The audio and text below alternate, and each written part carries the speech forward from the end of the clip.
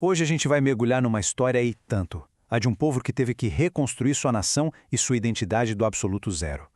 É uma narrativa que está toda no livro de Esdras. E é uma história sobre esperança, claro, mas também sobre obstáculos gigantes e sobre decisões com um custo humano, olha, imenso. Então, vamos lá. A grande pergunta que move essa história toda é essa aí. Pensa só. Depois de passar 70 anos no exílio na Babilônia, como é que um povo sequer começa a tarefa gigantesca de voltar para casa e reerguer tudo que perdeu? É um desafio de logística, de política e, acima de tudo, um desafio espiritual. E essa história toda começa de um jeito bem inesperado. Não é como uma guerra, nem como uma rebelião, mas com um decreto. Ciro, o rei da Pérsia, simplesmente o governante mais poderoso da época, faz um anúncio que muda completamente o rumo da história para o povo judeu. E que proclamação, hein? Ele não só permite que o povo judeu volte para casa. Ele afirma que o próprio Deus de Israel o encarregou de reconstruir o templo em Jerusalém. Essa ordem real, vinda de um rei estrangeiro, põe um fim oficial a 70 anos de exílio. É o ponto de partida. Mas Ciro não diz apenas, ok, podem ir. Ele vai além. Ele financia a expedição e ordena que todos os tesouros do templo, que tinham sido saqueados décadas antes por Nabucodonosor, fossem devolvidos. No total, estamos falando de 5.400 artigos de ouro e prata. Isso é muito mais que um gesto de boa vontade. É um investimento pesado na reconstrução. Então, com a permissão do rei e os tesouros na mão, a próxima fase começa, a viagem em si. E não estamos falando de algumas poucas famílias pegando a estrada, não. É uma migração em massa, uma operação de logística de proporções gigantescas. Os números dão uma boa ideia da escala disso tudo. Quase 50 mil pessoas no total, mais de 42 mil israelitas além dos seus servos. E o mais importante, entre eles estavam mais de 4 mil sacerdotes e levitas. Eram as pessoas-chave, essenciais para restabelecer o culto no templo. Isso não era só uma mudança de endereço, era a alma de uma nação inteira se movendo de volta para casa. Quando eles finalmente chegam em Jerusalém, a energia é contagiante. Eles agem rápido, reconstroem o altar e começam a oferecer sacrifícios de novo. A primeira grande missão é lançar as fundações do novo templo. Mas claro, nem tudo são flores. Assim que o progresso começa a aparecer, a oposição também aparece. E tem um momento que descreve perfeitamente a complexidade da situação. Quando as fundações do templo são lançadas, os mais jovens gritam de alegria, celebrando o futuro. Mas os mais velhos, que ainda lembravam da glória do primeiro templo, o de Salomão, choram. Choravam alto. Era um som agridoce, misturado de perda e de esperança. E essa foi a primeira pista de que reerguer um prédio era uma coisa, mas reerguer uma identidade, uma memória comum, seria um desafio muito, muito maior. A oposição local foi bem esperta. Eles não usaram a força, usaram a política. Escreveram cartas para o novo rei persa, Artaxerxes, e basicamente pintaram um projeto de reconstrução como uma rebelião. O argumento era, rei, se o senhor deixar essa cidade ser reconstruída, pode dar adeus aos impostos e ao controle da região. E deu certo. O rei investigou, viu um histórico de rebelião e mandou parar tudo, na hora. E com isso, a obra para por completo.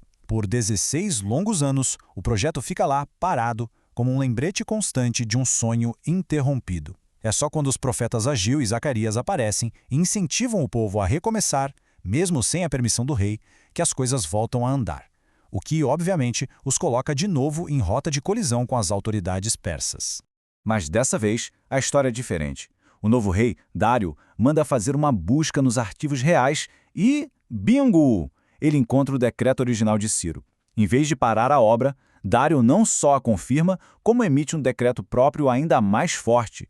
Ele manda financiar a construção com os impostos locais e ainda lança uma maldição sobre qualquer um que tente interferir. O jogo virou completamente.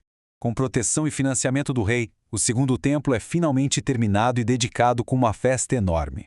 O trabalho de uma geração inteira para reconstruir o coração da sua fé estava concluído. Mas, como eles logo descobririam, a reconstrução da nação estava longe de acabar. A estrutura estava de pé, mas a alma da comunidade estava prestes a enfrentar o seu maior teste. A cerimônia de dedicação foi um evento e tanto. Centenas de animais foram oferecidos.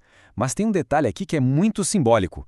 12 bodes, um para cada uma das 12 tribos de Israel. Foi um ato poderoso, uma forma de declarar a reunificação de toda a nação, e não só daqueles que tinham voltado do exílio. Aí a história dá um salto no tempo. Décadas depois da conclusão do templo, entra em cena o homem que dá nome ao livro, Esdras. Ele não é um construtor, nem um governador. Ele é um sacerdote e um escriba, um estudioso que dedicou a vida a estudar e ensinar a lei de Deus. E ele chega a Jerusalém com a autoridade total do rei persa para estabelecer a lei de Deus como a lei da terra. E é aqui que a história vira. O conflito deixa de ser externo, contra os vizinhos, e passa a ser interno. Esdras descobre rapidinho que, apesar do templo estar de pé e lindo, o tecido social e espiritual da comunidade estava se desfazendo. O verdadeiro trabalho de reconstrução estava só começando.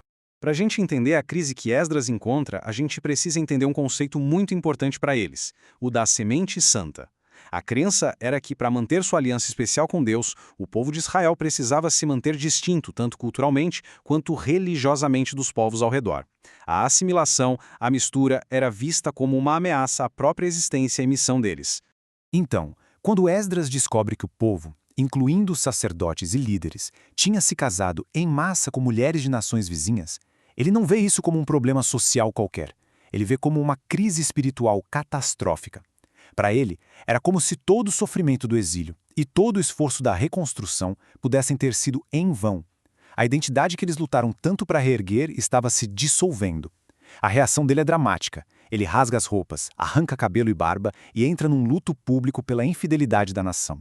Essa confissão pública e cheia de paixão de Esdras provoca uma reação no povo. Eles se reúnem em Jerusalém debaixo de uma chuva torrencial que quase parece um espelho da tristeza do momento, e concordam em tomar uma atitude drástica. Eles fazem um juramento solene, vão se separar de suas esposas estrangeiras para purificar a comunidade. E para isso, montam um comitê para analisar cada caso, um por um. Uma tarefa dolorosa que levaria meses. O livro termina com a implementação dessa decisão dificílima.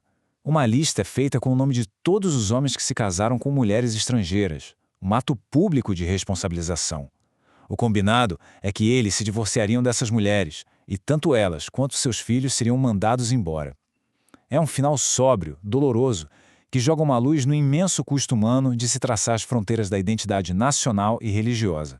Isso tudo nos deixa com uma pergunta final muito poderosa. A história de Esdras mostra que reconstruir uma nação é muito mais do que empilhar pedras e argamassa. Envolve definir quem se é, o que se defende e, às vezes, tomar decisões com um custo humano gigantesco para preservar essa identidade. Fica aí a reflexão.